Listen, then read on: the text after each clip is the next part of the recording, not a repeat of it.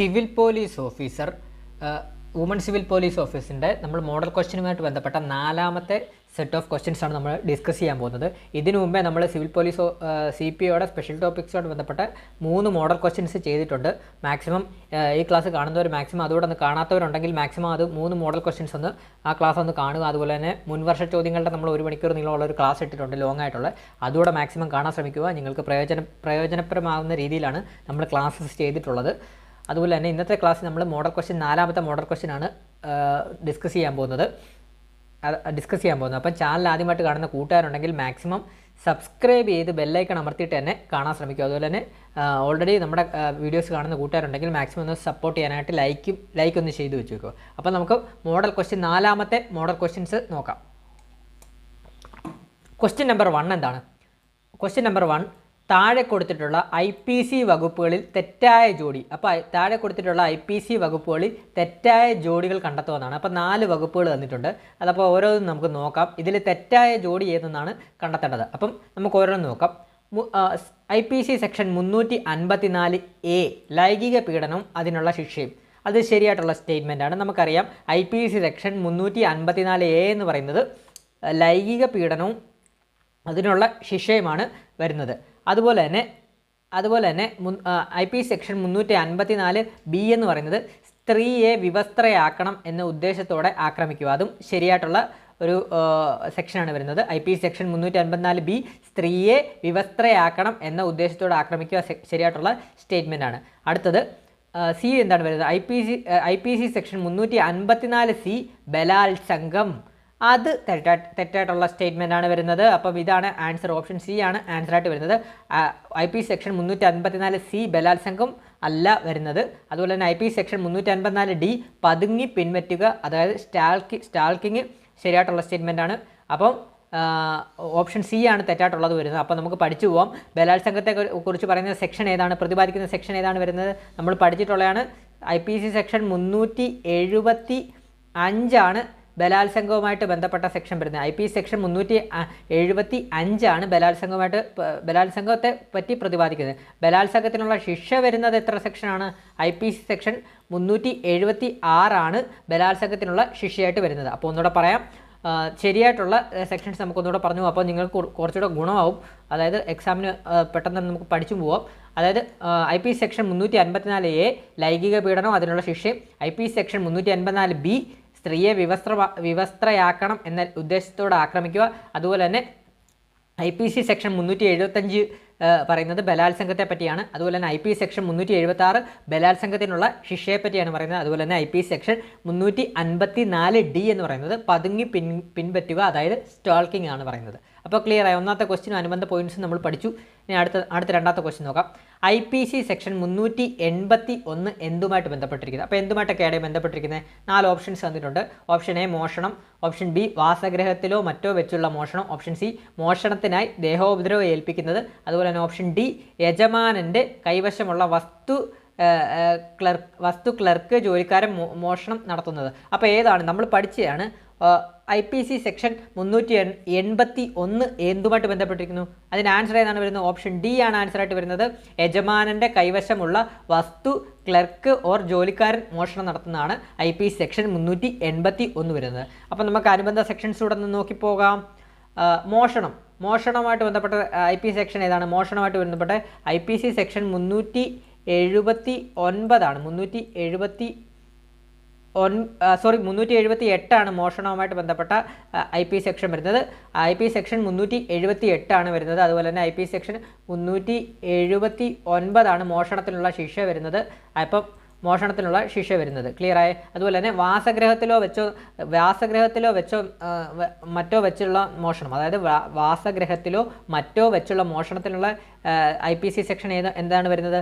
IPC section 380 ആണ്. നമ്മൾ പഠിച്ചതാണ് 380. അതുപോലെ തന്നെ മോഷണത്തിനായി ദേഹോപദ്രവം ഏൽപ്പിക്കുന്നത് IPC സെക്ഷൻ 382 ആണ്. IPC സെക്ഷൻ 382 ആണ്. അപ്പോൾ നമുക്ക് ഒന്നുകൂടെ പഠിച്ചങ്ങ് പോവാം. മോഷണം IPC സെക്ഷൻ 378 IPC സെക്ഷൻ 378 മോഷണവുമായിട്ട് ബന്ധപ്പെട്ടിരിക്കുന്നു.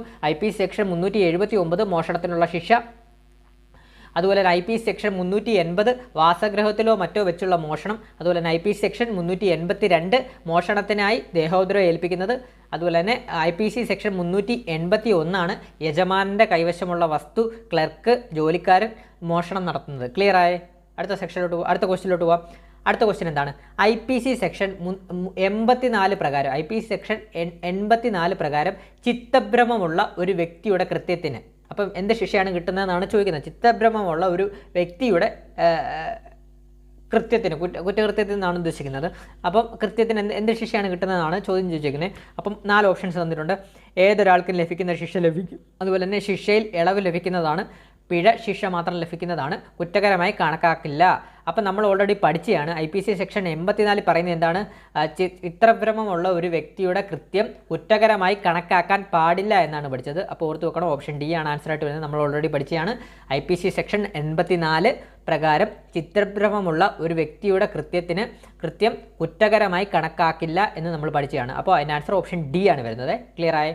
അടുത്ത സെക്ഷനിലോട്ട് പോകാം, അടുത്ത ക്വസ്റ്റ്യനിലോട്ട് പോകാം. ക്വസ്റ്റ്യൻ നമ്പർ 4 IPC സെക്ഷൻ 312 മുതൽ 314 വരെ എന്തുമായി ബന്ധപ്പെട്ടിരിക്കുന്നു? അപ്പോൾ IPC സെക്ഷൻ 312 മുതൽ 314 വരെ എന്തുമായിട്ട് ബന്ധപ്പെട്ടിരിക്കുന്നു എന്നാണ് ചോദിച്ചിരിക്കുന്നത്. 4 ഓപ്ഷൻസ് തന്നിട്ടുണ്ട്. കൊലപാതകമാണോ, ഗർഭം അലസിപ്പിക്കലാണോ, സ്ത്രീധന മരണമാണോ, അതുപോലെ തന്നെ ആൾമോഷണമാണോ? അപ്പോൾ ഏതാണ് ആൻസർ ആയിട്ട് വരുന്നത്? IPC സെക്ഷൻ 312 മുതൽ 314 വരെ. നിങ്ങൾ ഓർത്ത് നോക്കിയാൽ നമ്മൾ പഠിച്ചതാണ്. IPC സെക്ഷൻ 312 മുതൽ 314 വരെ വരുന്ന എന്തൊക്കെയാണ്, ഏതുമായിട്ട് ബന്ധപ്പെട്ട സെക്ഷനാണ്? ഗർഭം അലസിപ്പിക്കലുമായിട്ട് ബന്ധപ്പെട്ട സെക്ഷനാണ് IPC 312 മുതൽ 314 വരെയുള്ള IPCയുടെ സെക്ഷൻസ് വരുന്നത്. ഗർഭം അലസിക്കലുമായിട്ട് ബന്ധപ്പെട്ട ആണ് വരുന്നത്. അപ്പം ഗർഭം അലസിക്കലുമായിട്ട് ബന്ധപ്പെട്ട 312 മുതൽ ഉള്ള സെക്ഷൻസ് നമുക്ക് നോക്കാം. 312 ഗർഭം അലസിപ്പിക്കലുമായിട്ട് ബന്ധപ്പെട്ട സെക്ഷൻ. അതുപോലെ തന്നെ 313 എന്താണ് വരുന്നത്? 313 സ്ത്രീയുടെ സമ്മതം കൂടാതെ ഗർഭം അലസിപ്പിക്കുന്നതാണ് IPC സെക്ഷൻ 313 വരുന്നത്. അതുപോലെ തന്നെ IPC സെക്ഷൻ 314 എന്താണ് വരുന്നത്? നമ്മൾ പഠിച്ചതാണ്. 314 വരുന്നത് ഗർഭം അലസിപ്പിക്കണമെന്ന ഉദ്ദേശത്തോടെ കൃത്യം ചെയ്ത് മരണം സംഭവിപ്പിക്കുന്നതാണ് IPC സെക്ഷൻ 314 വരുന്നത്. ക്ലിയർ ആയേ? അതുപോലെ തന്നെ ബാക്കി സെക്ഷൻസ് കൂടെ നോക്കിപ്പോൾ കൊലപാതകം വരുന്ന സെക്ഷൻ ഏതാണ്? കൊലപാതകം വരുന്നത് നമ്മൾ പഠിച്ചതാണ്. കൊലപാതകം വരുന്ന IPC സെക്ഷൻ 300 കൊലപാതകം വരുന്നത്. IPC സെക്ഷൻ 300 കൊലപാതകം വരുന്നത്. 300 കൊലപാതകം വരുന്നത്. അതുപോലെ തന്നെ സ്ത്രീധന മരണം വരുന്ന ഏത് സെക്ഷനാണ്? സ്ത്രീധന മരണം IPC സെക്ഷൻ 304B. 304B ആണ്. 304B ആണ് സ്ത്രീധന മരണം. 304B ആണ് എഴുതിയിരിക്കുന്നത്. B ആണ് സ്ത്രീധന മരണം വരുന്നത്. അപ്പം അടുത്തത് ആൾമോഷണം വരുന്നത് ഏത് സെക്ഷനാണ്? ആൾമോഷണം വരുന്നത് IPC സെക്ഷൻ 359 ആണ്. 359. അപ്പം നമുക്കൊന്നുകൂടെ പറഞ്ഞു പോവാം. കൊലപാതകം വരുന്നത് IPC സെക്ഷൻ 300 വരുന്നത്. അതുപോലെ തന്നെ ഗർഭം അലസിപ്പിക്കൽ വരുന്നത് 312 മുതൽ 314 വരെയാണ് നമുക്കറിയാം. അപ്പം 312 ഗർഭം അലസിക്കൽ വരുന്നു. അതുപോലെ തന്നെ 313 എന്താണ് വരുന്നത്? സ്ത്രീയുടെ സമ്മതം കൂടാതെ ഗർഭം അലസിപ്പിക്കുന്നത് വരുന്നു. അതുപോലെ തന്നെ നമ്മൾ പഠിച്ചാണ് IPC സെക്ഷൻ 314 വരുന്നത് ഗർഭം അലസിപ്പിക്കണം എന്ന ഉദ്ദേശത്തോടു കൂടെ കൃത്യം ചെയ്ത് മരണം സംഭവിപ്പിക്കുന്ന സെക്ഷനാണ് 314 വരുന്നത്. അതുപോലെ തന്നെ സ്ത്രീധന മരണം IPC സെക്ഷൻ 304B ആണ് സ്ത്രീധന മരണം വരുന്നത്. അതുപോലെ തന്നെ ആൾമോഷണം IPC സെക്ഷൻ 359. ക്ലിയർ ആയ? ഇനി നമുക്ക് അടുത്ത ക്വസ്റ്റ്യനിലോട്ട് പോകാം. ക്വസ്റ്റ്യൻ നമ്പർ 5 പോലീസിന് വാറണ്ട് ഇല്ലാതെ അറസ്റ്റ് ചെയ്യാൻ സാധിക്കുന്ന സാഹചര്യങ്ങൾ ഏതൊക്കെയാണ്? അപ്പോൾ പോലീസിന് വാറണ്ട് ഇല്ലാതെ അറസ്റ്റ് ചെയ്യാൻ സാധിക്കുന്ന സാഹചര്യങ്ങളൊക്കെ ഏതൊക്കെയാണ്? അപ്പം 4 സാഹചര്യങ്ങളാണ് തന്നിട്ടുള്ളത്. അപ്പോൾ ഓരോ സാഹചര്യങ്ങളും നമുക്ക് വായിച്ചു പോകാം. ആദ്യം തന്നിരിക്കുന്നത് പോലീസ് ഉദ്യോഗസ്ഥൻ്റെ സാന്നിധ്യത്തിൽ ഒരു വ്യക്തി കൊഗ്നൈസബിൾ കുറ്റം ചെയ്താൽ, അതുപോലെ തന്നെ ഒരു വ്യക്തി പോലീസ് ഉദ്യോഗസ്ഥൻ്റെ ഡ്യൂട്ടി തടസ്സപ്പെടുത്തിയാൽ, അതുപോലെ തന്നെ ഒരു വ്യക്തി നിയമപരമായ കസ്റ്റഡിയിൽ നിന്ന് രക്ഷപ്പെടാൻ ശ്രമിക്കുകയോ ചെയ്താൽ, അതുപോലെ തന്നെ ഒരു വ്യക്തി ഇന്ത്യയുടെ ഏതെങ്കിലും സായുധ സേനയിൽ നിന്ന് ഒളിച്ചോടിപ്പോയ ആളാണെന്ന് ന്യായമായി സംശയിക്കപ്പെട്ടാൽ. അപ്പം ഏതൊക്കെയാണ് നമുക്ക് നോക്കാം. ഫസ്റ്റ് സ്റ്റേറ്റ്മെൻറ്റ് നോക്കാം, സാഹചര്യങ്ങൾ നോക്കാം. പോലീസ് ഉദ്യോഗസ്ഥൻ്റെ സാന്നിധ്യത്തിൽ ഒരു വ്യക്തി കൊഗ്നൈസബിൾ കുറ്റം ചെയ്താൽ അത് ശരിയായിട്ടുള്ള സ്റ്റേറ്റ്മെൻറ്റാണ്. കൊഗ്നൈസബിൾ കുറ്റം പോലീസ് ഉദ്യോഗസ്ഥൻ്റെ സാന്നിധ്യത്തിൽ ഒരു വ്യക്തി കൊഗ്നൈസബിൾ കുറ്റം ചെയ്തു കഴിഞ്ഞാൽ എന്താണ്? അറസ്റ്റ് ചെയ്യാം. പോലീസിന് വാറണ്ട് ഇല്ലാതെ അറസ്റ്റ് ചെയ്യാം. അതുപോലെ തന്നെ ഒരു വ്യക്തി പോലീസ് ഉദ്യോഗസ്ഥൻ്റെ ഡ്യൂട്ടി തടസ്സപ്പെടുത്തിയാൽ, അതുപോലെ തന്നെ ഒരു പോലീസ് ഉദ്യോഗസ്ഥൻ്റെ ഡ്യൂട്ടി തടസ്സപ്പെടുത്തിയാലും പോലീസിന് പെട്ടെന്ന് തന്നെ അയാളെ വാറണ്ട് ഇല്ലാതെ തന്നെ അറസ്റ്റ് ചെയ്യാൻ സാധിക്കുന്നതാണ്. അതുപോലെ തന്നെ ഒരു വ്യക്തി നിയമപരമായ കസ്റ്റഡിയിൽ നിന്ന് രക്ഷപ്പെടാൻ ശ്രമിക്കുകയോ ചെയ്താൽ, അപ്പോൾ വ്യക്തി നിയമപരമായ കസ്റ്റഡിയിൽ നിന്ന് രക്ഷപ്പെടാൻ ശ്രമിക്കുകയൊക്കെ ചെയ്താലും നമുക്ക് വാറണ്ട് ഇല്ലാതെ തന്നെ പോലീസിന് വാറണ്ട് ഇല്ലാതെ തന്നെ അറസ്റ്റ് ചെയ്യാൻ സാധിക്കുന്നതാണ്. അതുപോലെ തന്നെ ഒരു വ്യക്തി ഇന്ത്യയുടെ ഏതെങ്കിലും സായുധ സേനയിൽ നിന്ന് ഒളിച്ചോടിപ്പോയ ആളാണെന്ന് ന്യായമായി സംശയിക്കപ്പെട്ടാലും അറസ്റ്റ് ചെയ്യാൻ സാധിക്കുന്നതാണ്. വാറണ്ട് കൂടാതെ അറസ്റ്റ് ചെയ്യാൻ സാധിക്കുന്നത്. അപ്പോൾ ഇതിൻ്റെ ആൻസർ ഓപ്ഷൻ എ ആണ്. ഇവയെല്ലാം ശരിയായിട്ടുള്ള സ്റ്റേറ്റ്മെൻറ്റാണ് വരുന്നത്. ഈ സാഹചര്യങ്ങളെല്ലാം നമുക്ക് വാറണ്ടില്ലാതെ പോലീസിന് വാറണ്ടില്ലാതെ തന്നെ അറസ്റ്റ് ചെയ്യാൻ സാധിക്കുന്ന സാഹചര്യങ്ങളാണ് ഇതെല്ലാം. ക്ലിയർ ആയ? അടുത്ത് നോക്കാം. അടുത്ത ക്വസ്റ്റ്യൻ നമ്പർ 6 ആണ്. ക്രിമിനൽ നടപടി ചട്ടപ്രകാരം, അതായത് CRPC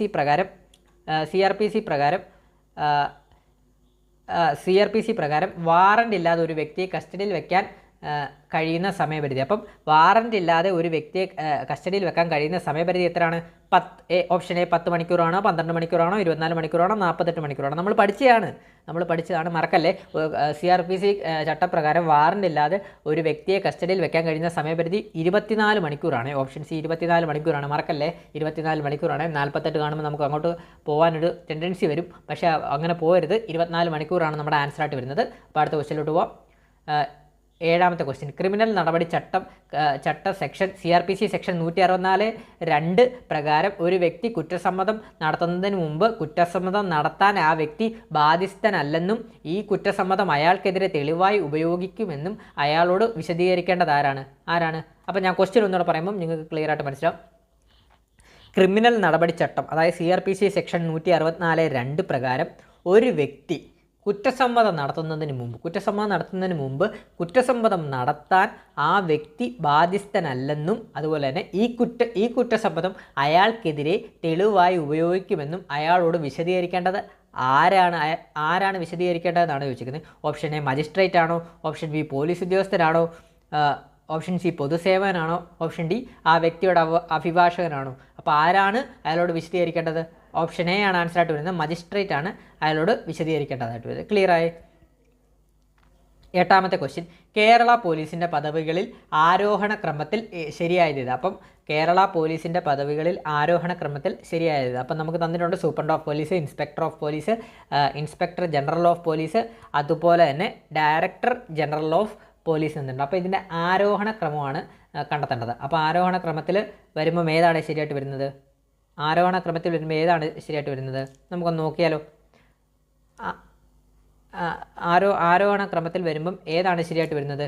നമുക്ക് നോക്കിയാലോ. സൂപ്രണ്ട് ഓഫ് പോലീസ് ആണോ, ഇൻസ്പെക്ടർ ഓഫ് പോലീസ് ആണോ, ഇൻസ്പെക്ടർ ജനറൽ ഓഫ് പോലീസ് ആണോ വരുന്നതെന്ന് നമുക്ക് നോക്കാം.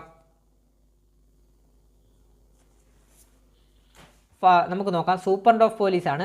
ആരോഹണ ക്രമത്തിൽ നോക്കുമ്പോൾ സൂപ്രണ്ട് ഓഫ് പോലീസ്, അതുപോലെ തന്നെ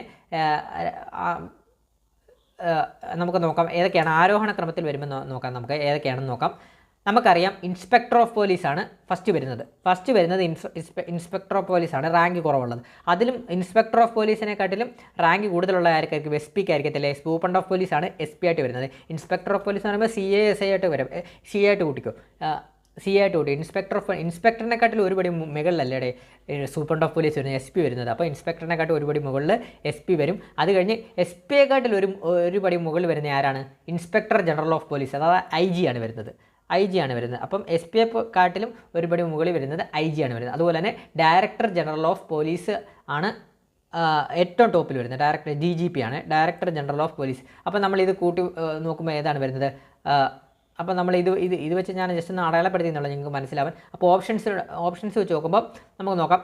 ഇൻസ്പെക്ടർ ഓഫ് പോലീസ് ആദ്യം വന്നു, ശരിയാണ്. അതുപോലെ തന്നെ സൂപ്രണ്ട് ഓഫ് പോലീസ് ആദ്യം രണ്ടാമത് വന്നു, ശരിയാണ്. അതിന് മേളിൽ വരുന്നത് ഇൻസ്പെക്ടർ ജനറൽ ഓഫ് പോലീസ്, അതുപോലെ തന്നെ അതിന് മേളിൽ വരുന്നത് ഡയറക്ടർ ജനറൽ ഓഫ് പോലീസ്, 4ാമത്തെ. അപ്പോൾ ഓപ്ഷൻ ബി ആണ് 2, 1, 3, 4 ആരോഹണ ക്രമത്തിൽ ശരിയായത്. ക്ലിയർ ആയി? അടുത്തത് കമ്മ്യൂണിറ്റി പോലീസിങ്ങുമായി ബന്ധപ്പെട്ട കേരള പോലീസ് ആക്ടിലെ വകുപ്പ്. കമ്മ്യൂണിറ്റി പോലീസിങ്ങുമായി ബന്ധപ്പെട്ട കേരള പോലീസ് ആക്ടിലെ വകുപ്പ് ഏതാണ് ചോദിച്ചാൽ കമ്മ്യൂണിറ്റി പോലീസിംഗ് ആണ് വരുന്നത്. അപ്പം ഏതാണ് വകുപ്പ് എന്നാണ് ചോദിച്ചിരിക്കുന്നത്. കമ്മ്യൂണിറ്റി പോലീസിങ്ങുമായിട്ട് ബന്ധപ്പെട്ട വകുപ്പ് ഏതാണ്? നമ്മൾ പഠിച്ചതാണ്. Option A section 61 section 59 section 64 section 57 ഞാൻ പറഞ്ഞു തന്നെയാണ്. സെക്ഷൻ 64 കേരള പോലീസ് ആക്ടിലെ കമ്മ്യൂണിറ്റി പോലീസിങ്ങുമായിട്ട് ബന്ധപ്പെട്ട സെക്ഷൻ 64. ഓപ്ഷൻ സി സെക്ഷൻ 64 വരുന്നത്. അതുപോലെ തന്നെ ബാക്കിയുള്ള സെക്ഷൻസ് കൂടെ നമുക്ക് നോക്കാം. സെക്ഷൻ 61 നമ്മൾ പഠിച്ചതാണ്, പോലീസിൻ്റെ ട്രാഫിക് ക്രമീകരണത്തെക്കുറിച്ചാണ് പഠിച്ചത്. സെക്ഷൻ 61 പോലീസിൻ്റെ ട്രാഫിക് ക്രമീകരണത്തെക്കുറിച്ച് നമ്മൾ പഠിച്ചതാണ്. അതുപോലെ തന്നെ സെക്ഷൻ 57 നമ്മൾ പഠിച്ചതാണ്. കാണാതായ ആളുകളെ കണ്ടുപിടിക്കാൻ പോലീസ് ശ്രദ്ധിക്കണമെന്നതിനെ സംബന്ധിച്ചുള്ള സെക്ഷനാണ് സെക്ഷൻ 57 എന്ന് പറയുന്നത്. നമുക്കൊന്നുകൂടെ പറഞ്ഞു പോകാം. കമ്മ്യൂണിറ്റി പോലീസിങ്ങുമായിട്ട് ബന്ധപ്പെട്ടത് സെക്ഷൻ 64 കമ്മ്യൂണിറ്റി പോലീസിങ്ങുമായിട്ട് ബന്ധപ്പെട്ടത്. അതുപോലെ തന്നെ സെക്ഷൻ 61 വരുന്നത് പോലീസ് ട്രാഫിക് ക്രമീകരിക്കേണ്ടതിനെക്കുറിച്ചാണ് വരുന്നത്. അതുപോലെ തന്നെ സെക്ഷൻ 57 വരുന്നത് കാണാതായ ആളുകളെ കണ്ടുപിടിക്കാൻ പോലീസ് ശ്രമിക്കണമെന്നതിനെ സംബന്ധിച്ചുള്ള സെക്ഷനാണ് സെക്ഷൻ 57 വരുന്നത്. ക്ലിയറായ? അടുത്തത് നമുക്ക് നോക്കാം. അടുത്ത ക്വസ്റ്റ്യൻ, ചുവടെ കൊടുത്തിട്ടുള്ള പ്രസ്താവനകൾ പരിശോധിക്കുക. അപ്പോൾ ചുവടെ കൊടുത്തിട്ടുള്ള പ്രസ്താവനകൾ പരിശോധിക്കുക. അപ്പോൾ 2 പ്രസ്താവന നമുക്ക് മുമ്പിൽ തന്നിട്ടുണ്ട്. ആ 2 നമുക്കൊന്ന് പരിശോധിച്ച് നോക്കാം. പോലീസ് ചുമതലകൾ, പ്രസ്താവന 1 എന്ന് പറഞ്ഞാൽ പോലീസിൻ്റെ ചുമതലകൾ പ്രതിപാദിച്ചിട്ടുള്ളത് കേരള പോലീസ് ആക്ടിലെ സെക്ഷൻ 3 ആണ്. അതുപോലെ തന്നെ പ്രസ്താവന 2 പോലീസിൻ്റെ കർത്തവ്യങ്ങൾ പ്രതിപാദിച്ചിട്ടുള്ളത് കേരള പോലീസ് ആക്ടിലെ സെക്ഷൻ 4 അപ്പം ഓപ്ഷൻ എ 2 പ്രസ്താവനയാണ് ശരിയാണ്, ഓപ്ഷൻ ബി 2 പ്രസ്താവനകളും തെറ്റാണ്, ഓപ്ഷൻ സി 1 ശരി 2 തെറ്റ്, ഓപ്ഷൻ ഡി 1 തെറ്റ് 2 ശരി. അപ്പോൾ നമുക്ക് ആ പ്രസ്താവനകൾ ശരിക്കും ഒന്ന് നോക്കിക്കഴിഞ്ഞാൽ നിങ്ങൾക്ക് എന്താണ് മനസ്സിലാവുന്നത്? പ്രസ്താവന 1 പറയുന്നത് പോലീസിൻ്റെ ചുമതലകൾ പ്രതിപാദിച്ചിട്ടുള്ളത് കേരള പോലീസ് ആക്ടിലെ സെക്ഷൻ 3 സെക്ഷൻ 3 പ്രതിപാദിച്ചിട്ടുള്ളത്? തെറ്റായിട്ടുള്ള സ്റ്റേറ്റ്മെൻ്റ് അല്ലേ വരുന്നത്? കേരള പോലീസ് ആക്ടിലെ സെക്ഷൻ 3 പോലീസിൻ്റെ ചുമതലകൾ വരുന്നത്? പോലീസിൻ്റെ ചുമതലകൾ വരുന്നത് നമ്മൾ പഠിച്ചിട്ടുള്ളതാണ്. കേരള പോലീസ് ആക്ടിലെ സെക്ഷൻ 4 പോലീസിൻ്റെ ചുമതലകൾ വരുന്നത്. സെക്ഷൻ 4 വരുന്നത്. അപ്പം ഇത് തെറ്റായിട്ടുള്ള സ്റ്റേറ്റ്മെൻ്റാണ്. സെക്ഷൻ 4 പോലീസിൻ്റെ ചുമതലകൾ വരുന്നത്. അതുപോലെ തന്നെ പ്രസ്താവന 2 അപ്പം ഓൾറെഡി തെറ്റാകുമല്ലോ. ഇവിടെ സെക്ഷൻ 4 ഓൾറെഡി പറയുന്നുണ്ട്. അതായത് പോലീസിൻ്റെ കർത്തവ്യങ്ങൾ പ്രതിപാദിച്ചിട്ടുള്ള കേരള പോലീസിലെ ആക്ട് സെക്ഷൻ 4 അതും തെറ്റായിട്ടുള്ള സ്റ്റേറ്റ്മെൻറ്റാണ്. പോലീസിൻ്റെ കർത്തവ്യങ്ങൾ വരുന്നത് സെക്ഷൻ 3 അപ്പോൾ അങ്ങോട്ടും ഇങ്ങോട്ടും തിരിഞ്ഞു പോയതാണ്. അപ്പോൾ പോലീസിൻ്റെ കർത്തവ്യങ്ങൾ വരുന്നത് സെക്ഷൻ 3 അതുപോലെ തന്നെ പോലീസിൻ്റെ ചുമതലകൾ വരുന്നത് സെക്ഷൻ 4 മറക്കല്ലേ, അങ്ങോട്ടും ഇങ്ങോട്ടും തെറ്റിപ്പോയല്ലേ. സെക്ഷൻ 3 പോലീസിൻ്റെ കർത്തവ്യങ്ങൾ കഴിഞ്ഞിട്ടാണ് ചുമതലകൾ അങ്ങനെ അങ്ങ് ഓർത്ത് വെച്ചോ. Section 3 Kerala police act section 3 പോലീസിൻ്റെ കർത്തവ്യങ്ങൾ, അതുപോലെ തന്നെ section 4 Kerala police act section 4 പോലീസിൻ്റെ ചുമതലകൾ. ക്ലിയറായി? അപ്പം ഇതിനകത്ത് ഏതാണ് ശരിയായിട്ടുള്ള സ്റ്റേറ്റ്മെൻറ്റ്? അല്ല, ഏതാണ് ശരി? ഓപ്ഷൻ ബി അല്ലേ? 2 പ്രസ്താവനകളും തെറ്റായിട്ടുള്ള പ്രസ്താവനയാണ്. അപ്പോൾ ഓപ്ഷൻ ബി ആണ് ഇതിനകത്ത് ശരിയായിട്ടുള്ള ആൻസർ വരുന്നത്. അടുത്ത നമുക്ക് നോക്കാം. മരണമൊഴി തെളിവായി സ്വീകരിക്കണമെങ്കിൽ, അടുത്ത ക്വസ്റ്റ്യനാണ് 11ാമത്തെ ക്വസ്റ്റ്യൻ. മരണമൊഴി തെളിവായി സ്വീകരിക്കണമെങ്കിൽ താഴെ കൊടുത്തതിൽ ആരുടെ മുന്നിലാണ് പ്രസ്താവിക്കേണ്ടത്? അപ്പോൾ ആരുടെ മുന്നിലാണ് മരണമൊഴി തെളിവായി സ്വീകരിക്കണമെങ്കിൽ താഴെ കൊടുത്തിരിക്കുന്ന ആരുടെ മുന്നിലാണ് പ്രസ്താവിക്കേണ്ടത്? അപ്പോൾ option A magistrate, option B doctor, option C police ഉദ്യോഗസ്ഥൻ, ഓപ്ഷൻ ഡി മുകളിൽ പറഞ്ഞവയെല്ലാം. അപ്പോൾ നമുക്കറിയാം മജിസ്ട്രേറ്റിൻ്റെ മുമ്പിൽ നമുക്ക് മരണമൊഴി രേഖപ്പെടുത്താം, അതുപോലെ തന്നെ ഡോക്ടറിന് മുമ്പിലും പറ്റും, അതുപോലെ തന്നെ പോലീസ് ഉദ്യോഗസ്ഥൻ്റെ മുമ്പിലും പറ്റും. അപ്പോൾ ഓപ്ഷൻ ഡി ആണ് ആൻസറായിട്ട് വരുന്നത്, മുകളിൽ പറഞ്ഞവയെല്ലാം. അപ്പോൾ നമ്മൾ ഓർത്ത് വെക്കണം, മരണമൊഴി തെളിവായി സ്വീകരിക്കണമെങ്കിൽ ആരുടെയൊക്കെ മുമ്പിലാണ് പ്രസ്താവിക്കേണ്ടത്? ഓർത്ത് വെച്ചോ, മജിസ്ട്രേറ്റിൻ്റെ മുമ്പിൽ, ഡോക്ടറിൻ്റെ മുമ്പിൽ, പോലീസ് ഉദ്യോഗസ്ഥൻ്റെ മുമ്പിൽ. ക്ലിയർ ആയി? അപ്പോൾ ഇതിന് ആൻസർ ഓപ്ഷൻ ഡി ആണ് വരുന്നത്, മുകളിൽ പറഞ്ഞവയെല്ലാം. അപ്പം 12ാമത്തെ ക്വസ്റ്റ്യൻ നമുക്ക് നോക്കാം. 12ാമത്തെ ക്വസ്റ്റ്യൻ, ഒരാൾ ഒരു സംഭവത്തെക്കുറിച്ച് പറഞ്ഞത് കേട്ട് മറ്റൊരാൾ പറയുന്ന തെളിവിനെ പറയുന്നത് എന്താണ്? അപ്പോൾ ഇന്ത്യൻ എവിഡൻസ് ആക്ടിലെ ആണ് ക്വസ്റ്റ്യനാണ്. എവിഡൻസ് ആക്ടുമായിട്ട് ബന്ധപ്പെട്ട ക്വസ്റ്റ്യനാണ്. എവിഡൻസ് ആക്ടുമായിട്ട് ബന്ധപ്പെട്ട ക്വസ്റ്റ്യനാണ്. അപ്പോൾ എന്താണ് ക്വസ്റ്റ്യൻ പറഞ്ഞിരിക്കുന്നത്? ഒരാൾ ഒരു സംഭവത്തെക്കുറിച്ച് പറഞ്ഞത് കേട്ട് മറ്റൊരാൾ പറയുന്ന തെളിവിനെ എന്താണ് പറയുന്നതാണ്? Option A circumstantial evidence, option B oral evidence, option C conclusive evidence, option D ഹിയർസേ evidence. അപ്പോൾ നമ്മൾ പഠിച്ചിട്ടുള്ളതാണ് ഒരാൾ ഒരു സംഭവത്തെക്കുറിച്ച് പറഞ്ഞത് കേട്ട് മറ്റൊരാൾ പറയുന്ന തെളിവിനെ പറയുന്നത് നമ്മൾ ഓൾറെഡി പഠിച്ചിട്ടുള്ളതാണ്. ഓപ്ഷൻ ഡി ആണ് വരുന്നത്, ഹിയർസേ എവിഡൻസ് എന്നാണ് നമ്മൾ പഠിച്ചിട്ടുള്ളത്. ഹിയർസേ എവിഡൻസ് ആ പറയുന്നത് ആ എവിഡൻസിൽ തന്നെ അതിൻ്റെ ഇതുണ്ട്, ഹിയർസേ എവിഡൻസ് എന്നാണ് പറയുന്നത്. ഒരാൾ ഒരു സംഭവത്തെക്കുറിച്ച് പറഞ്ഞത് കേട്ട് മറ്റൊരാൾ പറയുന്ന തെളിവിനെ പറയുന്നതാണ് ഹിയർസേ എവിഡൻസ്. ക്ലിയറായി? അപ്പം നമുക്ക് മറ്റേ ബാക്കിയുള്ള എവിഡൻസോട് എന്തൊക്കെയാണെന്ന് ജസ്റ്റ് ഒന്ന് പറഞ്ഞു പോവാം. പുതിയ കൂട്ടുകാരുണ്ടെങ്കിൽ അവർക്ക് മനസ്സിലാവട്ടെ.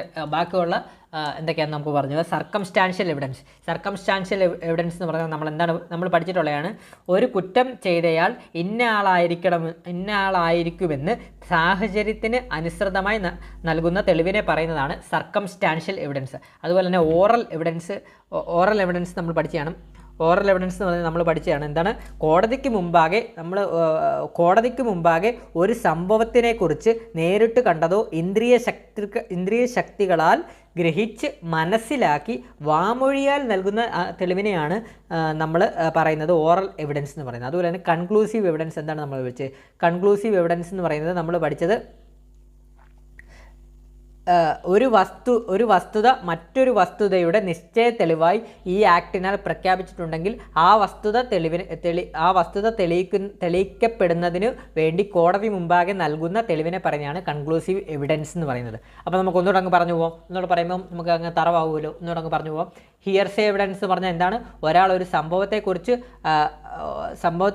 പറഞ്ഞത് കേട്ട് മറ്റൊരാൾ പറയുന്ന തെളിവിനെയാണ് ഹിയർസേ എവിഡൻസ് നമ്മൾ പഠിച്ചതാണ്. അതുപോലെ തന്നെ സർക്കംസ്റ്റാൻഷ്യൽ എവിഡൻസ് പറഞ്ഞാൽ എന്താണ്? ഒരു കുറ്റം ചെയ്തയാൾ ഇന്നയാളായിരിക്കുമെന്ന് സാഹചര്യത്തിന് അനുസൃതമായി നൽകുന്ന തെളിവിനെ പറയുന്നതാണ് സർക്കംസ്റ്റാൻഷ്യൽ എവിഡൻസ്. അതുപോലെ തന്നെ ഓറൽ എവിഡൻസ് എന്ന് പറഞ്ഞാൽ കോടതി മുമ്പാകെ ഒരു സംഭവത്തിനെക്കുറിച്ച് നേരിട്ട് കണ്ടതോ ഇന്ദ്രിയ ശക്തികളാൽ ഗ്രഹിച്ച് മനസ്സിലാക്കി വാമൊഴിയാൽ നൽകുന്ന തെളിവിനെ പറയുന്നതാണ് ഓറൽ എവിഡൻസ്. അതുപോലെ തന്നെ കൺക്ലൂസീവ് എവിഡൻസ് എന്ന് പറയുന്നത് ഒരു വസ്തുത മറ്റൊരു വസ്തുതയുടെ നിശ്ചയ തെളിവായി ഈ ആക്ടിനാൽ പ്രഖ്യാപിച്ചിട്ടുണ്ടെങ്കിൽ ആ വസ്തുത തെളിയിക്കപ്പെടുന്നതിന് വേണ്ടി കോടതി മുമ്പാകെ നൽകുന്ന തെളിവിനെ പറയുന്നതാണ് കൺക്ലൂസീവ് എവിഡൻസ് എന്ന് പറയുന്നതാണ്. പിന്നെ 2-3 എവിഡൻസ് കൂടെ ഉണ്ട്. അതുകൊണ്ട് ജസ്റ്റ് ഒന്ന് പറഞ്ഞു പോയി. ഇതിലൂടെ റിവിഷൻ ബേസ് അല്ലേ നമ്മൾ പറയുന്നത്. അപ്പോൾ അതുകൂടെ അങ്ങ് പറഞ്ഞു പോകാം.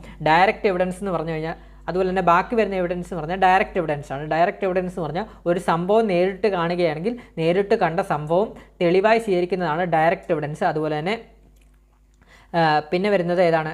റിയൽ എവിഡൻസ് ആണ്. റിയൽ എവിഡൻസ് എന്ന് പറഞ്ഞാൽ കോടതിയിൽ മജിസ്ട്രേറ്റിനോ ജഡ്ജിക്കോ നേരിട്ട് മനസ്സിലാകുന്ന തരത്തിൽ കൊടുക്കുന്ന തെളിവിനെയാണ് റിയൽ എവിഡൻസ് എന്ന് പറയുന്നത്.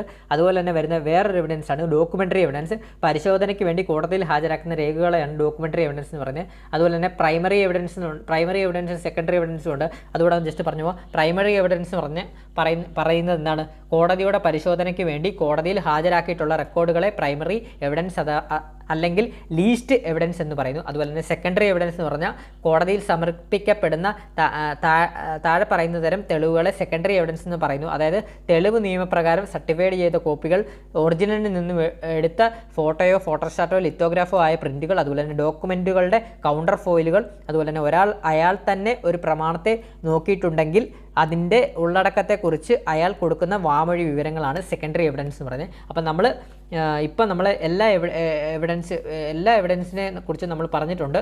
അപ്പം അത് നിങ്ങൾക്ക് കുറച്ചുകൂടെ റിവിഷനായിട്ട് ഹെൽപ്പ് ചെയ്യുമെന്ന് തോന്നുന്നു. അതുകൊണ്ട് നമ്മൾ എല്ലാ എവിഡൻസിനെ കുറിച്ചും പറഞ്ഞിട്ടുണ്ട്. ഇപ്പോൾ അടുത്ത ക്വസ്റ്റ്യനിലോട്ട് പോകാം. അടുത്ത ക്വസ്റ്റ്യൻ 13ാമത്തെ ക്വസ്റ്റ്യൻ. രാജ്യാന്തര ലഹരി വിരുദ്ധ ദിനം. രാജ്യാന്തര ലഹരി വിരുദ്ധ ദിനം ഏതാണ്? May 31 May 21 June 12 June 26? അപ്പോൾ ക്വസ്റ്റ്യൻ ഒന്ന് നോക്കുക. രാജ്യാന്തര ലഹരി വിരുദ്ധ ദിനം ജൂൺ 26 എല്ലാവർക്കും അറിയാവുന്നതാണ്. ഓപ്ഷൻ ഡി ജൂൺ 26 രാജ്യാന്തര ലഹരി വിരുദ്ധ ദിനം. അടുത്ത 14ാമത്തെ ക്വസ്റ്റ്യന്.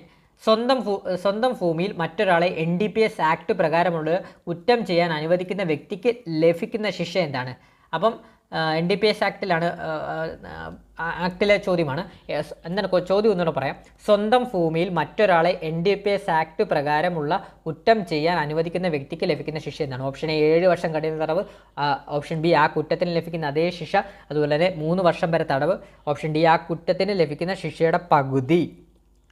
അപ്പോൾ നമ്മളോട് ചെന്ന ചോദ്യം എന്താണ് ചോദിച്ചിട്ടുള്ളത്? സ്വന്തം ഭൂമിയിൽ മറ്റൊരാളെ NDPS ആക്ട് പ്രകാരമുള്ള കുറ്റം ചെയ്യാൻ അനുവദിക്കുന്ന വ്യക്തിക്ക് ലഭിക്കുന്ന ശിക്ഷയാണ്. അപ്പം അങ്ങനെ അനുവദിക്കുന്ന ഒരു വ്യക്തി ഉണ്ടെങ്കിൽ NDPS ആക്ട് പ്രകാരം ആ കുറ്റത്തിന് ലഭിക്കുന്ന അതേ ശിക്ഷ തന്നെ ആ വ്യക്തിക്കും കിട്ടും. ആ കുറ്റത്തിന് ലഭിക്കുന്ന അതേ ശിക്ഷ തന്നെ ആ വ്യക്തിക്കും കിട്ടുന്നതാണ്. അപ്പം ബി ആണ് ആൻസർ ആയിട്ട് വരുന്നത്. അടുത്ത 15ാമത്തെ ചോദ്യമേ പോക്സോ ആക്ടുമായിട്ട് ബന്ധപ്പെട്ടാണ്. പോക്സോ നിയമവുമായി ബന്ധപ്പെട്ട തെറ്റായ പ്രസ്താവന കണ്ടെത്തുക. അപ്പോൾ പോക്സോ നിയമവുമായി ബന്ധപ്പെട്ട തെറ്റായ പ്രസ്താവനയാണ് കണ്ടെത്തേണ്ടത്. അപ്പോൾ ഓരോ പ്രസ്താവനകളും നമുക്ക് നോക്കിപ്പോവാം. മാധ്യമങ്ങൾക്കുള്ള നടപടിക്രമങ്ങളെക്കുറിച്ച് പ്രതിപാദിക്കുന്ന സെക്ഷൻ 23 അപ്പം മാധ്യമങ്ങൾക്കുള്ള നടപടിക്രമങ്ങളെക്കുറിച്ച് പ്രതിപാദിക്കുന്ന സെക്ഷൻ 23. ഒരു മിനിറ്റ്.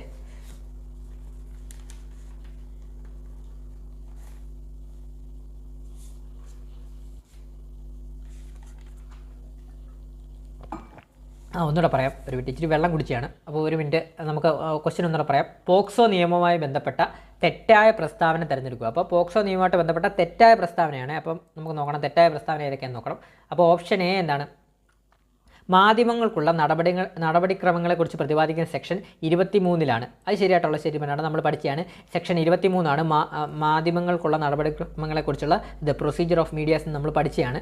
അതുപോലെ തന്നെ ഗൗരവതര ലൈംഗിക അതിക്രമത്തിന് കൂടിയ ശിക്ഷ 7 വർഷം തടവാണ്, അതും ശരിയായിട്ടുള്ള സ്റ്റേറ്റ്മെൻറ്റാണ്. അതുപോലെ തന്നെ വിചാരണ വേളയിൽ പ്രതിഭാഗം വക്കീൽ ഹാജരാകാനോ കുട്ടികളോട് ചോദ്യം ചോദിക്കാനോ പാടില്ല. അതും ശരിയായിട്ടുള്ള സ്റ്റേറ്റ്മെൻറ്റാണ്. അടുത്തത് എന്താണ്? പോക്സോ നിയമത്തിൻ്റെ ചാപ്റ്റർ 4 പ്രകാരം സംസ്ഥാന സർക്കാരുകൾക്ക് ചീഫ് ജസ്റ്റിസിൻ്റെ നിർദ്ദേശപ്രകാരം എല്ലാ ജില്ലകളിലും സ്പെഷ്യൽ കോടതികൾ സ്ഥാപിക്കാം. തെറ്റായിട്ടുള്ള സ്റ്റേറ്റ്മെൻ്റ് ആണ് വരുന്നത്. അപ്പം ഓപ്ഷൻ ഡി ആണ് ഇതിൻ്റെ ആൻസർ. അപ്പോൾ ഇതിനകത്ത് എന്താണ് തെറ്റായിട്ട് വരുന്നത്? ചാപ്റ്റർ 4 പോക്സോ നിയമത്തിലെ ചാപ്റ്റർ 4 എന്താണ് പറയുന്നത്? സ്പെഷ്യൽ കോടതികൾ സ്ഥാപിക്കാം എന്നതല്ല പോക്സോ ആക്ടിൽ ചാപ്റ്റർ 4 പറയുന്നത്. ചാപ്റ്റർ 4 പറയുന്നത് കുറ്റകൃത്യം ചെയ്യാൻ ശ്രമിക്കുകയും പ്രേരിപ്പിക്കുകയും ചെയ്യുന്നതാണ് ചാപ്റ്റർ 4 പറയുന്നത്. അതുപോലെ തന്നെ ചാപ്റ്റർ 7 സ്പെഷ്യൽ കോടതികൾ സ്ഥാപിക്കുന്നതിനെക്കുറിച്ച് പറയുന്നത്. ചാപ്റ്റർ 8 സ്പെഷ്യൽ കോടതികൾ എല്ലാ ജില്ലകളിലും സ്പെഷ്യൽ കോടതികളുടെ നടപടിക്രമങ്ങളും അധികാരത്തെക്കുറിച്ചും പറയുന്നത് ചാപ്റ്റർ 8 ക്ലിയറായി? അടുത്ത ക്വസ്റ്റ്യനിലോട്ട് പോകാം. ക്വസ്റ്റ്യൻ നമ്പർ 16ാമത്തെ ക്വസ്റ്റ്യൻ. പോക്സോ കേസുമായി ബന്ധപ്പെട്ട് പരാതി നൽകേണ്ടത് ആർക്കൊക്കെയാണ്? താഴെ കൊടുത്തതിൽ എവിടെയാണ് പരാതി നൽകേണ്ടത്? എവിടെയാണ്? Option A special juvenile police unit, option B local police, option C child welfare committee, option D ഇവയെല്ലാം. അപ്പോൾ നമുക്കറിയാം സ്പെഷ്യൽ ജുവനൈൽ പോലീസ് യൂണിറ്റിന് നമുക്ക് പരാതി കൊടുക്കാം പോക്സോ കേസുമായിട്ട് ബന്ധപ്പെട്ട്. അതുപോലെ തന്നെ ലോക്കൽ പോലീസിന് പരാതി നൽകാം, ചൈൽഡ് വെൽഫെയർ കമ്മിറ്റിക്ക് പരാതി നൽകാം. അതിൻ്റെ ആൻസർ ഏതാണ്? ഓപ്ഷൻ ഡി ഇവയെല്ലാമാണ് ആൻസറായിട്ട് വരുന്നത്. സിമ്പിളായിട്ടുള്ള ക്വസ്റ്റ്യനാണ്.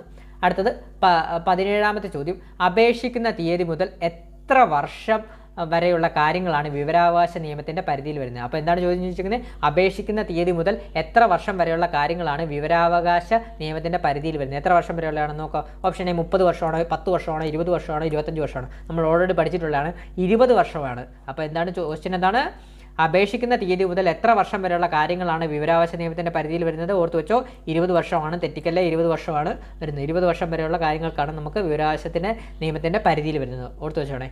അടുത്ത ക്വസ്റ്റ്യൻ 18ാമത്തെ ക്വസ്റ്റ്യൻ. വിവരാവകാശ നിയമത്തിൻ്റെ വിവരം എന്നതിനെക്കുറിച്ച് പ്രതിപാദിക്കുന്ന സെക്ഷൻ ഏത് സെക്ഷനിലാണ്? ഓപ്ഷൻ എ സെക്ഷൻ 2D ആണോ, ഓപ്ഷൻ ബി സെക്ഷൻ 2F ആണോ, ഓപ്ഷൻ സി സെക്ഷൻ 2E ആണോ, അതുപോലെ തന്നെ ഓപ്ഷൻ ഡി സെക്ഷൻ 2G ആണോ? ഇവിടെ നമുക്ക് കൺഫ്യൂഷൻ വരും. സെക്ഷൻ 2 നമുക്കറിയാം ഏത് ഡി ആണോ, എഫ് ആണോ, ഇ ആണോ, ജി ആണോ എന്നുള്ള കൺഫ്യൂഷൻ വരും. കൺഫ്യൂഷൻ വരരുത്. വിവരം എന്നുള്ളതിനെക്കുറിച്ച് നമ്മൾ ക്ലാസ്സിൽ പറഞ്ഞിട്ടുള്ളതാണ്. വിവരം സൂക്ഷിക്കുന്ന ഏതിലാണ്? ഫയലിലാണ് സൂക്ഷിക്കുന്നത്. അപ്പം സെക്ഷൻ 2F എന്ന് പറയുമ്പോൾ എന്താണ്? ഫയലിൽ നിന്ന് ഉദ്ദേശിക്കുന്നത് വിവരം എന്ന് പറയുന്നത് വിവരം ഫയലിലല്ലേ സൂക്ഷിക്കുന്നത്. അതുകൊണ്ട് തന്നെ വിവരം എന്നുള്ളത് വിവരാവകാശ നിയമത്തിൽ വിവരം എന്നതിനെക്കുറിച്ചുള്ള സെക്ഷൻ ഏതാണ്? സെക്ഷൻ 2F ആണ്. ഫയലിൽ നിന്ന് ഉദ്ദേശിച്ചു സെക്ഷൻ 2F. അപ്പോൾ ഇതിന് ആൻസർ ഏതാണ് വരുന്നത്? ഓപ്ഷൻ ബി സെക്ഷൻ 2F ആണ്. മറക്കല്ലേ, വിവരം എന്നതിനെക്കുറിച്ച് പറയുന്നത് സെക്ഷൻ 2F. എഫ് എന്നുള്ളത് ഫയലിൽ നിന്ന് ഉദ്ദേശിച്ച് വെച്ചോ. വിവരം എന്നതിനെക്കുറിച്ച് പറയുന്നത് സെക്ഷൻ 2F. ക്ലിയറായി? അടുത്ത ക്വസ്റ്റ്യൻ നോക്കാം. 19ാമത്തെ ക്വസ്റ്റ്യൻ. സെൻസിറ്റീവായ വിവരങ്ങൾ സൂക്ഷിക്കുന്നതിൽ പരാജയപ്പെട്ടാലുള്ള നഷ്ടപരിഹാരങ്ങളെക്കുറിച്ച് പ്രതിപാദിക്കുന്ന സെക്ഷൻ ഏതാണ്? അപ്പോൾ എന്താണ്? സെൻസിറ്റീവായ വിവരങ്ങൾ സൂക്ഷിക്കുന്നതിൽ പരാജയപ്പെട്ടാലുള്ള നഷ്ടപരിഹാരങ്ങളെക്കുറിച്ച് പ്രതിപാദിക്കുന്ന സെക്ഷൻ. ഓപ്ഷൻ എ 43 ആണോ, 44 ആണോ, ഓപ്ഷൻ ബി 44 ആണോ, ഓപ്ഷൻ സി സെക്ഷൻ 43A ആണോ, ഓപ്ഷൻ ഡി സെക്ഷൻ 44A ആണോ? അപ്പോൾ ഏതാണ് ആൻസർ ആയിട്ട് വരുന്നത്? നമുക്കറിയാം, നമ്മൾ പഠിച്ചതാണ് ഓപ്ഷൻ സി സെക്ഷൻ 43A ആണ്. സെൻസിറ്റീവായ വിവരങ്ങൾ സൂക്ഷിക്കുന്നതിൽ പരാജയപ്പെട്ടാലുള്ള നഷ്ടപരിഹാരങ്ങളെക്കുറിച്ച് പ്രതിപാദിക്കുന്ന ഓപ്ഷൻ സി 43A ആണ്.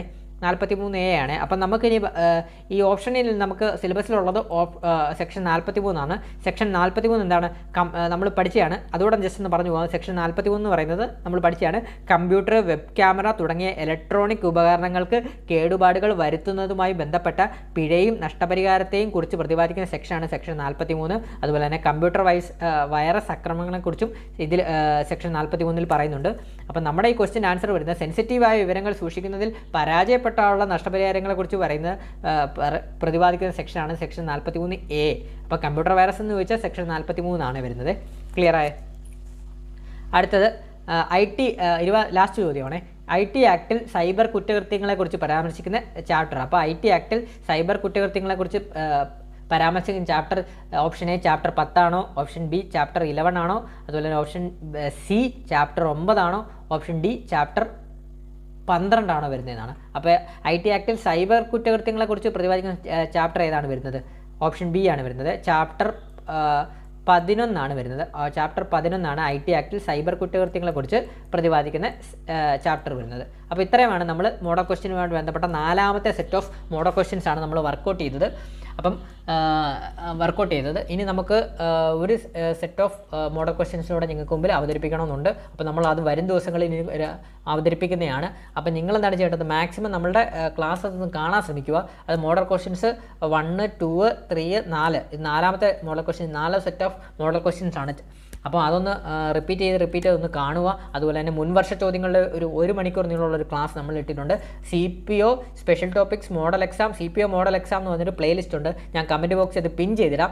അതിൽ കയറി കഴിഞ്ഞാൽ ഈ നമ്മുടെ മോഡൽ ക്വസ്റ്റ്യൻസിൻ്റെ 4 സെറ്റ് ഓഫ് മോഡൽ ക്വസ്റ്റ്യൻസും അതുപോലെ തന്നെ മുൻവർഷ ചോദ്യങ്ങളെക്കുറിച്ചുള്ള 1 മണിക്കൂറുള്ള ഒരു ക്ലാസ്സും കാണാൻ സാധിക്കുന്നതാണ്.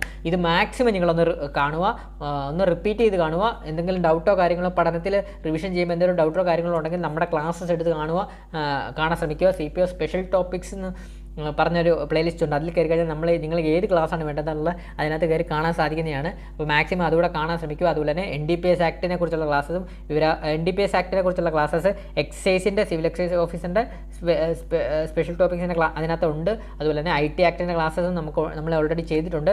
അപ്പോൾ അതുകൂടെ മാക്സിമം കാണാൻ ശ്രമിക്കുക. എന്തെങ്കിലും ഡൗട്ടോ റിവിഷൻ ചെയ്യുമ്പോൾ എന്തെങ്കിലും ഡൗട്ടോ കാര്യങ്ങളോ ഉണ്ടെങ്കിൽ കാണാൻ ശ്രമിക്കുക. നമ്മൾ വളരെ ലളിതമായിട്ടാണ് ക്ലാസ് എടുത്തത്. നിങ്ങൾക്ക് എല്ലാവർക്കും മനസ്സിലാവുന്ന രീതിയിലാണ്, ഉദാഹരണ സഹിതമാണ്. അപ്പം നമ്മളുടെ മോഡൽ ക്വസ്റ്റ്യൻസ് നമ്മളിപ്പോൾ 80 മോഡൽ ക്വസ്റ്റ്യൻസ് വർക്കൗട്ട് ചെയ്തു. 80 മോഡൽ ക്വസ്റ്റ്യൻസ് പ്ലസ് മുൻവർഷ ചോദ്യങ്ങൾ നമ്മൾ വർക്കൗട്ട് ചെയ്തിട്ടുണ്ട്. മാക്സിമം വർക്കൗട്ട് ചെയ്തു. മുൻവർഷ ചോദ്യങ്ങൾ മാക്സിമം നമ്മൾ 60ഓളം, അങ്ങനെ നമ്മൾ ടോട്ടൽ ഒരു 150+ നമ്മൾ ഇപ്പം മോഡൽ ക്വസ്റ്റ്യൻസ് വർക്കൗട്ട് ചെയ്തിട്ടുണ്ട്.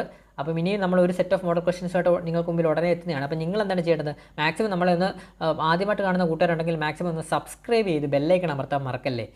അതുപോലെ തന്നെ ലൈക്ക് ഒന്ന് ചെയ്യണം. വീഡിയോ ഇഷ്ടപ്പെട്ടാൽ ലൈക്ക് ചെയ്യണം. ക്ലാസ് നമുക്ക് നിങ്ങൾക്ക് ഇഷ്ടപ്പെട്ടിട്ടുണ്ടെങ്കിൽ ലൈക്ക് ചെയ്യണം. അതുപോലെ തന്നെ അഭിപ്രായങ്ങളൊന്ന് കമൻറ്റ് ചെയ്യണം. അപ്പം നമുക്ക് എന്താണ് വേണ്ടത്, നമുക്ക് മാക്സിമം 20 മാർക്കിൽ ഒരു 18-19 മാർക്കിൽ സ്പെഷ്യൽ ടോപ്പിക്സ് സ്കോർ ചെയ്തേ പറ്റൂ. അതിന് എന്നെക്കൊണ്ട് കഴിയുന്ന എല്ലാ സഹായങ്ങളും ഞാൻ ചെയ്തു തരുന്നതാണ്.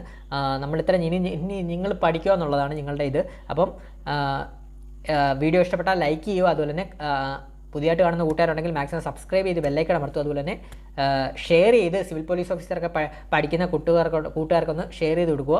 അപ്പോൾ അവർക്കൊന്ന് ഉപകാരപ്പെടട്ടെ. അതുപോലെ തന്നെ അഭിപ്രായങ്ങൾ കമൻറ്റ് ചെയ്യാനും മറക്കല്ലേ.